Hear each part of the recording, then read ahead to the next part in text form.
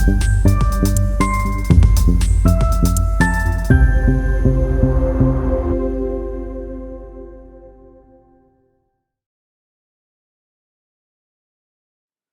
Everyone. इस lecture में हम बात करेंगे कंट्रोल फ्लो की, जो एक बहुत इम्पोर्टेंट पार्ट है हमारे सॉफ्टवेयर डेवलपमेंट के अंदर। उससे पहले स्टार्ट करने से पहले मैं कुछ चीज़ें और बताता चलूँ। कंट्रोल फ्लो होता क्या है? बेसिकली हर एप्लीकेशन का एक फ्लो होता है। लाइक कि आपने जैसे ही प्रोग्राम स्टार्ट होगा तो किस कंडीशन में जाना है, यानी कि क्या स्क्रीन में नज़र आएगा आपको। उसके बाद आप कहीं पे क्लिक करेंगे या आप किसी भी अगले प्रोसेस को इनिशिएट करेंगे या टास्क को स्टार्ट करेंगे तो आपकी स्क्रीन पे जाएंगे और आप क्या चीज़ एंटर करेंगे या क्या प्रोसेस परफॉर्म करेंगे। कंट्रोल फ्लो में ऐसा होता है कि जिस तरह मैंने बताया कि आप किस तरह ट्रांजिशंस होती हैं, स्टेट चेंज होती हैं और क्या आपने डिस्प्ले करवाना है और क्या प्रोसेस परफॉर्म होने के पास क्या रिजल्ट आना है, ये सारी चीज़ें कंट्रोल फ्लो के अंदर आती हैं। कंट्रोल फ्लो में जो सबसे इम्पोर्टेंट चीज़ है वो है आपकी लूप्स। लूप्स मतलब जो भी आइट्रेशंस, रेपिटेशंस ऑफ प्रोसेस है, जो सेम प्रोसेस डिफरेंट नंबर्स पे होना है, इनको हम परफॉर्म करने के लिए हम हार्ड कोड नहीं करते लाइंस, हम लूप्स का यूज करते हैं। ठीक है, लेट्स से अगर मेरा 100 दफा कोई नंबर चेंज हो रहा है और उस पर कोई प्रोसेस होना है तो मैं 100 दफा उस नए नंबर को लिख के फंक्शन परफॉर्म नहीं करूंगा। मैं ऐसा करूंगा कि मैं लूप का सहारा लूंगा और लूप के थ्रू हम इस काम को परफॉर्म करेंगे। दूसरी चीज लूप्स के बाद जो आती है वो होती है कंडीशंस, यानी कि डिसीजन मेकिंग। डिसीजन मेकिंग जिस तरह आप अगर ये स्टेटमेंट ट्रू हो जाए तो आप ये करें, अगर ये फॉल्स हो जाए तो ये करें, इसको कहते हैं डिसीजन मेकिंग। डिसीजन मेकिंग भी कंट्रोल फ्लो का पार्ट होती है और बड़ा मेजर पार्ट होती है, जिसको आप इफ एल्स आपने सुना होगा। इफ एल्स स्टेटमेंट क्या होती है? तो इनमें जी सबसे पहले हम देखेंगे, इसके अंदर नंबर 1 पे हम देखेंगे लूप्स की बात करेंगे और नंबर 2 पे हम देखेंगे कंडीशन स्टेटमेंट्स, कंडीशनल स्टेटमेंट्स की बात करेंगे। ठीक है जी। लूप्स में जी आपके पास आ जाती हैं, आपके पास आती है सबसे पहले while loop, for loop, do while loop. ठीक है जी। कंडीशंस में आपके पास आ जाती हैं 2 3 है। कंडीशंस में आपके पास आती हैं इफ एल्स और स्विच। ठीक है जी। ये इन चीजों को हम यहाँ इस लेक्चर में हम डिस्कस करेंगे। सबसे पहले हम स्टार्ट करेंगे व्हाइल स्टेटमेंट से। व्हाइल इसका जी आपका कीवर्ड है, इसका व्हाइल, उससे स्टेटमेंट स्टार्ट होती है। ये इसका स्ट्रक्चर है सब, मतलब इसमें ऐसा है कि जब तक आपका एक्सप्रेशन ट्रू है तो स्टेटमेंट आपकी एग्जीक्यूट होती रहेगी। यानी कि ये पूरा आपकी एक लूप है, यानी कि हम कह सकते हैं, ये आपको थोड़ा सा स्ट्रक्चर में अब डिफाइन कर देता हूँ। ये आपकी व्हाइल लूप है, इसके अंदर आपका एक्सप्रेशन है। ठीक है जी। यहाँ से स्टार्ट हो रहा है ब्रैकेट, यहाँ से एंड हो रही है और बीच में यहाँ पे आपकी कोई स्टेटमेंट है। ठीक है जी। जब तक ये वाला पार्ट ट्रू रहेगा तो ये एग्जीक्यूट होती रहेगी। वेन एवर ये फॉल्स होगा, ये स्टेटमेंट जो है ये एग्जीक्यूट होना बंद हो जाएगी और आप यहाँ से बाहर आ जाएंगे। ठीक है जी। तो ये जो स्ट्रक्चर जो यहाँ पे बना हुआ है इसका, ये कुछ इस तरह कोड की फॉर्म में यहाँ पर इस तरह डिफाइन हो रहा है। ये हम वाइल लूप की हम एक एग्जांपल को देख रहे हैं।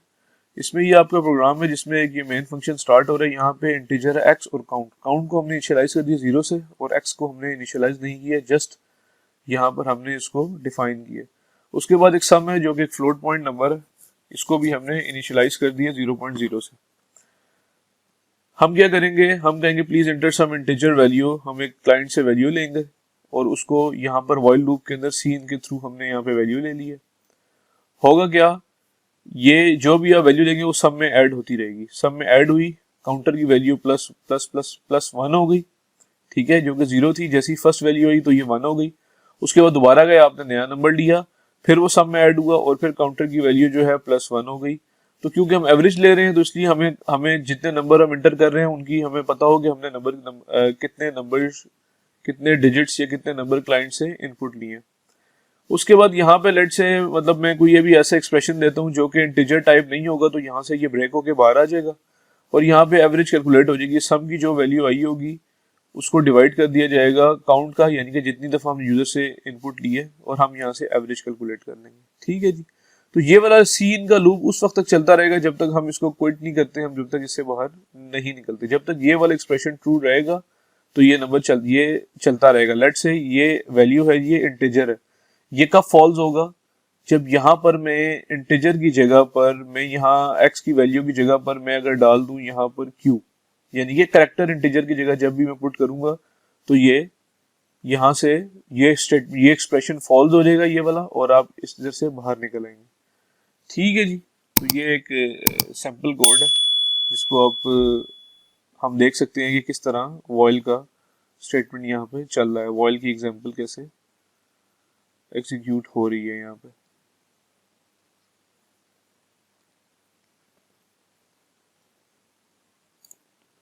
जी, जैसा कि हमने देख लिया कि वॉइल स्टेटमेंट जो है ये उस वक्त तक चलेगी जब तक यहाँ पर x की जगह x क्योंकि इंटीजर है और उसकी जगह कोई करेक्टर या कोई ऐसी वैल्यू जो इंटीजर ना हो वो दी जाए, तब तक ये स्टेटमेंट ट्रू रहेगी और ये चलती रहेगी। और जितनी दफा आप यूजर से वैल्यू लेते रहेंगे आपका अकाउंट की वैल्यू बढ़ती जाएगी और ये आपको बताएगा कि कितने नंबर्स आपने यूजर से इनपुट लिए हैं, और इस तरह हम यहाँ पर इस जगह पे हम इसकी एवरेज निकाल लेंगे और रिजल्ट डिस्प्ले हो जाएगा। ये थी जी एक वॉइल की एग्जांपल।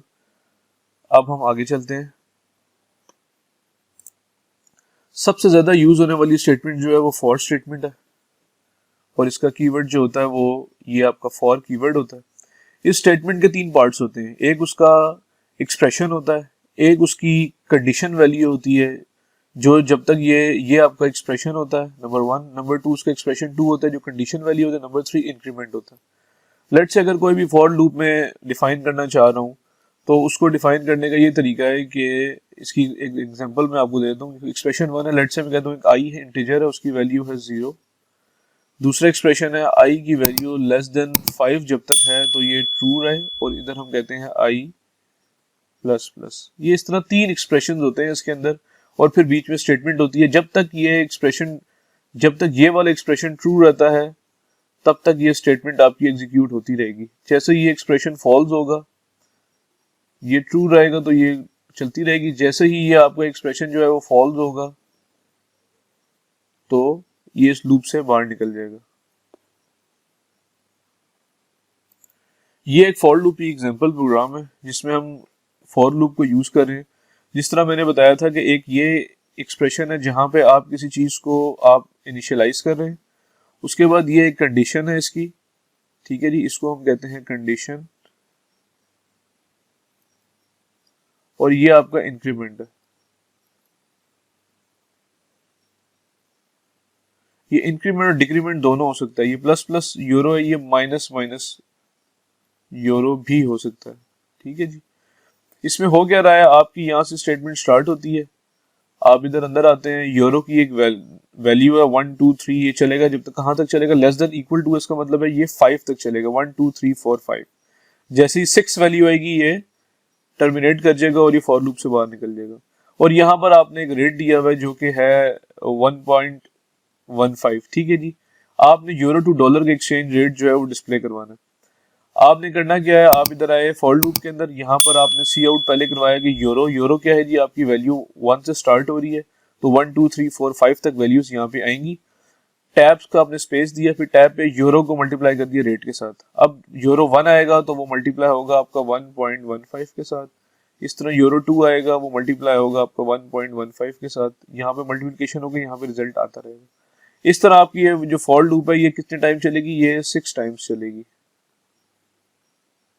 यानी कि मैं कह सकता हूँ 1 से लेकर 5 तक डिस्प्ले होगा और 6 पे ये क्या कर जाएगी, ये टर्मिनेट कर जाएगी। सही है जी। ये इसकी एग्जांपल है फॉर लूप की। इसके बाद नेक्स्ट जो स्टेटमेंट है वो है do while loop. Do while loop जो है वो उसका एक बेनिफिट है जो कि व्हाइल लूप और फॉर लूप के अंदर नहीं है। डू व्हाइल लूप का ये बेनिफिट है कि एक्सप्रेशन जो है वो आता है आपका एंड में। ये इसका कीवर्ड है डू वाइल करके हम कीवर्ड यूज करते हैं, इसकी पहले स्टेटमेंट एग्जीक्यूट होती है और उसके बाद एक्सप्रेशन चेक किया जाता है। इसका मतलब है एक्सप्रेशन बेशक आपका फॉल्स हो, स्टेटमेंट एक दफा जरूर एग्जीक्यूट होगी। तो डू वाइल लूप का जो सबसे बड़ा बेनिफिट है वो वन टाइम जरूर चलेगा। क्या नाम है, इसको आप कह सकते हैं कि it execute at least one time.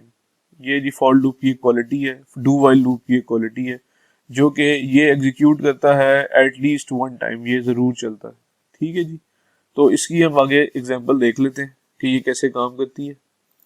जी, हम अब देखते हैं कि फॉर लूप का सैंपल कोड है एक, इसमें हम चीजें देखते हैं। इसमें एक जी मेन के बाद सबसे पहले आपने डिले एक डाला है, डिले नंबर डाला है जो कि लॉन्ग में है, जो कि काफी बड़ा एक नंबर है, ये आपने यहाँ पे डाला है। ठीक है जी, उसके बाद आप मेन में आते हैं, वहां पे एक इंटीजर डिफाइन किया tick, how often should the tone be output. Tick की वैल्यू अब यूजर से लेंगे इनपुट, ये वैल्यू कुछ भी हो सकती है, 1 2 3 4 5, इंटीजर कोई भी इंटीजर हो सकता है। उसके बाद आप डू वाइल, डू स्टेटमेंट जैसी स्टार्ट होगी आप यहाँ पर आपने डाली हुई एक फॉर लूप, फॉर लूप आपने डाली है डिले के लिए। ये लूप कुछ भी नहीं कर रही, सिर्फ एक डिले डाल रही है। कहाँ तक डाल रही है, आई 0 से स्टार्ट होकर डिले की वैल्यू ये जो ऊपर डिफाइन हुई है, ये वाली वैल्यू यहाँ पे आ जाएगी डिले की, और ये उस वक्त तक चलेगा जब तक ये वाली वैल्यू पूरी नहीं हो रही। यानी कि आप यहाँ पर एक सिस्टम को सिर्फ होल्ड कर रहे हैं, यहाँ पर डिले डाल रहे हैं, यानी कि सिस्टम यहाँ पे रुक जाएगा। उसके बाद नाउ द टोन की वैल्यू आएगी और यहाँ पे एक्सप्रेशन चेक होगा। लेट से आपने यहाँ पे 2 डाला था तो ये एक दफा आया, माइनस माइनस किया तो 1 आ गया यहाँ पे, यानी कि 2 डाला है तो ये 2 दफा चलेगा एक्सप्रेशन।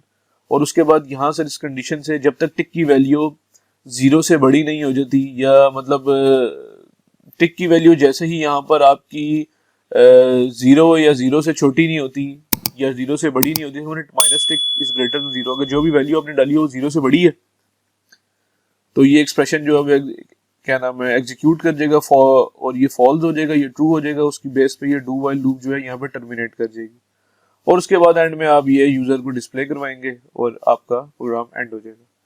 इस तरह का एक डू वाइल लूप है। डू वाइल लूप में आप एक चीज देख रहे होंगे, एक्सप्रेशन जो मर्जी हो, एक दफा ये लूप जरूर चलती है। यहाँ से आप देखें एक दफा ये लूप जो है ये जरूर चलेगी। ये जो आपकी डू वाइल लूप है ये वन टाइम जरूर एग्जीक्यूट होगी, एक्सप्रेशन चाहे फॉल्स हो या ट्रू हो। ठीक है जी, तो ये एक छोटी सी एग्जांपल थी डू वाइल लूप की। आप अपनी खुद की भी एग्जांपल इस तरह बना सकते हैं, जिस तरह एक छोटी सी एग्जांपल मैं यहाँ पे सेट कर देता हूँ। लेट से मैं यहाँ पे डू वाइल लूप स्टार्ट करता हूँ, डू, और यहाँ लाकर मैं यहाँ पे वाइल स्टेटमेंट डालता हूँ। वाइल स्टेटमेंट क्या मैं डालता हूँ, कुछ भी डाल देता हूँ यहाँ पर, वाइल स्टेटमेंट में डाल देता हूँ ट्रू। ठीक है जी, यहाँ पे मैं सी आउट करा देता हूँ कुछ भी, हेलो, ये एक दफा चलेगा, यहाँ पे हेलो एग्जीक्यूट होगा और ये क्योंकि ऑलरेडी ट्रू है तो यहाँ से निकल के बाहर आ जाएगा। तो ये एक छोटा सा एक्सप्रेशन है डू वाइल लूप को अपने पास टेस्ट करने के लिए। ठीक है जी, दी नेक्स्ट जो इम्पोर्टेंट चीज है वो है सिलेक्शन स्टेटमेंट। ठीक है जी, जो कि है आपका if else. If else statement का एक्सप्रेशन कुछ तरह होता है कि आप पहले इफ देखते हैं, उसके साथ एक्सप्रेशन होता है, एक्सप्रेशन ट्रू है तो आप इस कंडीशन में चले जाते हैं, फॉल्स होता है तो यहाँ जाते हैं और फिर आपकी स्टेटमेंट एग्जीक्यूट हो जाती है। ये कुछ इस तरह होता है। इसका छोटा सा स्ट्रक्चर मैं डिफाइन कर दूँ, आपके पास if I is greater than 2 तो आप आएंगे, इधर कोई स्टेटमेंट होगी,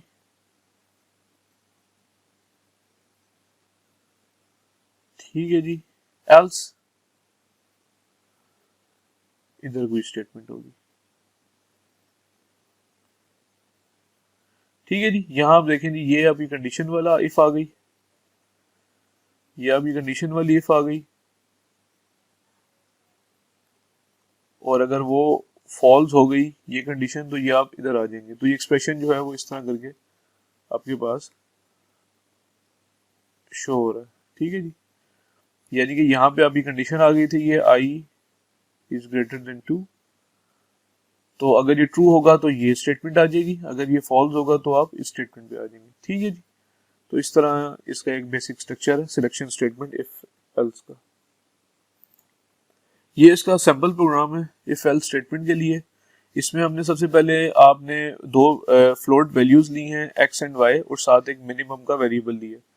उसके बाद नेक्स्ट स्टेप में आप देखेंगे कि आप सी आउट करवाएंगे इंटर टू नंबर्स। ये आप लेंगे यूजर से, ये आपका सी in one C in Y के अंदर आएगा और सी इन एक्स के अंदर आएगा और सी इन वाई के अंदर आपके पास वैल्यूज आ जाएंगी। जैसे ये अब यूजर से अगर ये वैल्यूज वैलिड हैं तो आप इधर आएंगे और x अगर लेस देन y है तो मिनिमम में डाल दिया जाएगा x, यानी ये x छोटा है y से।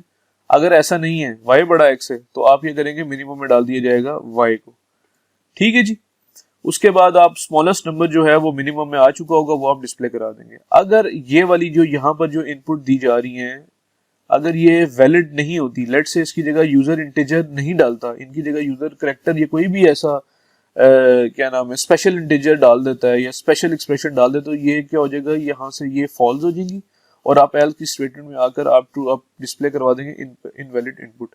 इस तरह ये इफ एंड एल्स का कॉन्सेप्ट जो है ये चलता है सिस्टम।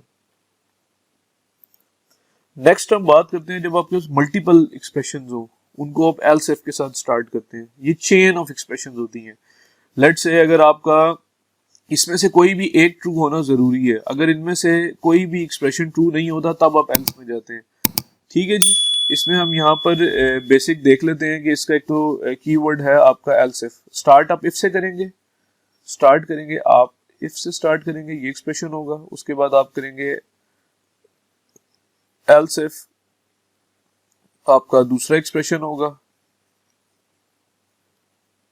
आपका एल्स इफ, ये सेकंड एक्सप्रेशन होगा। फिर उसके बाद आप सो ऑन जितने मर्जी एल्स इफ डालते जाएं और एंड में आपको एल्स डालना होगा, यानी कि ये अगर कुछ भी ट्रू नहीं होता एक्सप्रेशन तो आप एल्स में या डिफॉल्ट कंडीशन में चले जाएंगे। उसका स्ट्रक्चर कुछ इस तरह हो रहा है कि अगर एक्सप्रेशन आपका ट्रू होता है तो आप इधर ट्रू स्टेटमेंट में जाएंगे और स्टेटमेंट अपनी एग्जीक्यूट हो जाएगी। अगर एक्सप्रेशन फॉल्स होता है तो आप एक और इफ स्टेटमेंट में चले जाएंगे, अगर वो ट्रू होती है तो आप यहाँ पे चले जाएंगे, अगर ये फॉल्स होती है तो आप अनदर इफ एक्सप्रेशन में चले जाएंगे और इस तरह up to so on an expression जो है आप डाल सकते हैं, यानी कि कोई लिमिट नहीं है, आप जितने मर्जी इफ एल्स एक्सप्रेशन इसके अंदर डाल सकते हैं। ये जी इसका सिंपल कोड है इफ एल्स इफ स्टेटमेंट का।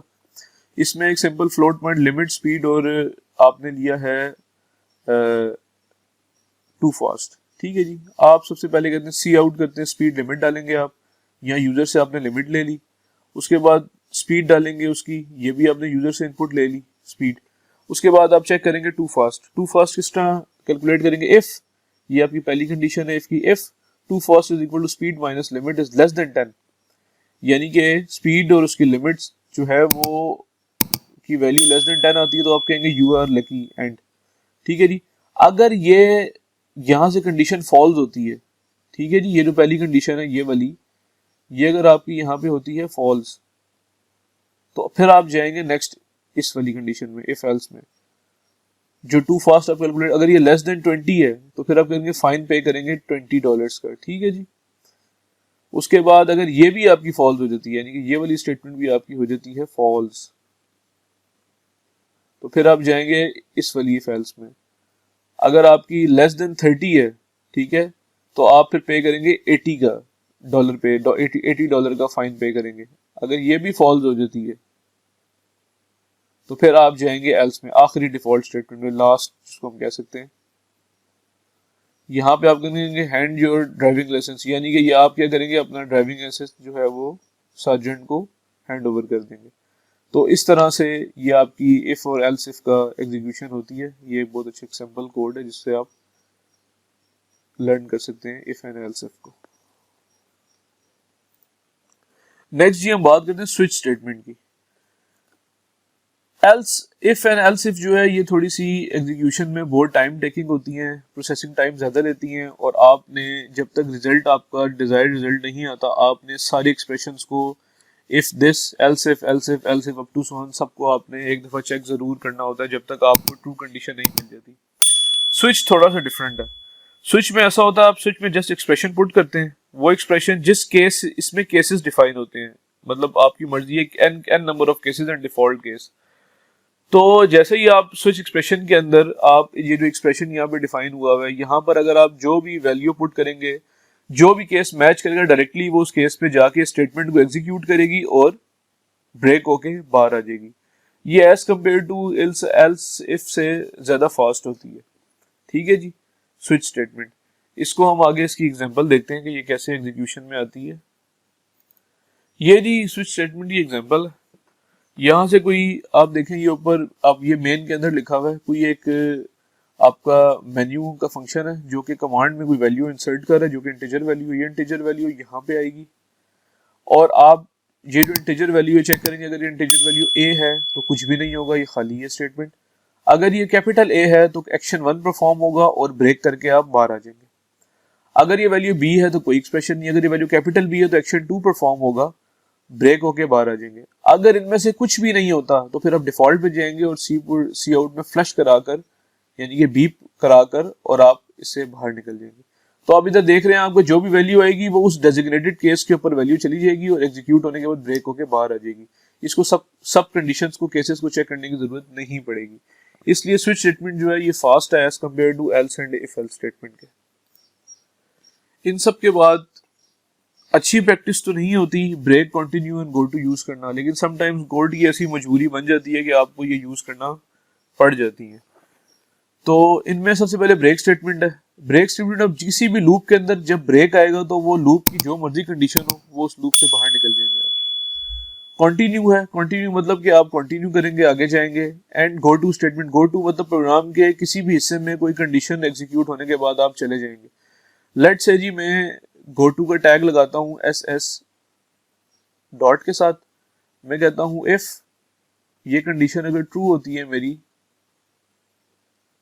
तो आप क्या करें, गो टू एस एस। तो होगा क्या कि जैसे ही इफ के अंदर ये कंडीशन ट्रू होगी, आप गो टू एस एस या आप दोबारा यहाँ पर चले जाएंगे। ठीक है जी, गो टू इस तरह यूज होती है। और ब्रेक आपने पिछले कोड्स में, सैम्पल कोड्स में देखा कि ब्रेक, लेट से मेरे पास एक लूप है व्हाइल लूप,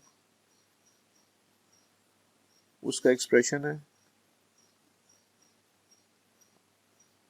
उसके बाद मैं यहां पर आते ही इसको ब्रेक कर देता हूं। इस लूप की कंडीशन या एक्सप्रेशन जो मर्जी हो, जैसे ही आप अंदर आएंगे ये ब्रेक कर जाएगा और आप इस लूप से बाहर निकल जाएंगे।